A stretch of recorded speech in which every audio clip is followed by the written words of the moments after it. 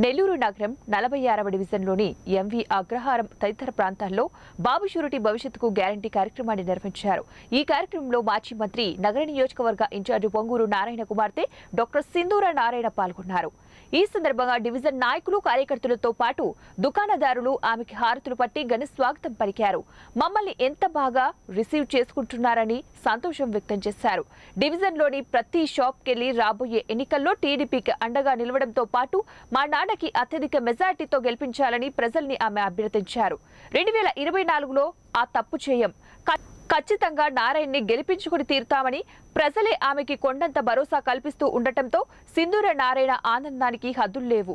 ఈ కార్యక్రమంలో 46వ డివిజన్ అధ్యక్షుడు కోకు మహేంద్రారెడ్డి, యూనిటీ ఇన్ఛార్జ్ మణికుమార్ రెడ్డి, ప్రధాన కార్యదర్శి దాసయ్య, మాజీ corporator Jyothi, booth convener Dileep, Venkatesh, BLA Ranganatham తదితరులు పాల్గొన్నారు. అలాగే అండర్ గ్రౌండ్ డ్రైనేజ్ వర్క్స్ అయితే కానివ్వండి, అంగన్వాడీ స్కూల్స్ డెవలప్మెంట్ కానివ్వండి, ఏదన్నా కూడా ఒక మంచి విజన్తో నెల్లూరు ప్రజలు బాగుండాలి, నెల్లూరు అన్నది బెస్ట్ సిటీ అవ్వాలి అన్న మంచి ఉద్దేశంతో తను ఎంతో కష్టపడి పొద్దున్న 4 గంటలకి, చాలామంది అంటున్నారు పొద్దున్న 4 గంటలకు కూడా చూసేవాళ్ళండి కింద మా కొట్టు దగ్గరకు వచ్చి కాఫీ తాగి బయలుదేరేవాళ్ళు. అలాగే రాత్రి 12 గంటలకు కూడా మా దగ్గరకు వచ్చి దోశ తిని ఇంటికి వెళ్ళేవాళ్ళు. ఇంత కష్టపడి ఇంత చేసిన పర్సన్ ఆ మధ్యలో ఒక 5 years తను లేకపోవడం వల్ల తను స్టార్ట్ చేసిన వర్క్స్ అన్నీ ఒక 50% నుంచి 90% వరకు తను కంప్లీట్ చేసిన వర్క్స్లో ఆ 10% 50% వరకు వర్క్స్ కంప్లీట్ కాలేదు.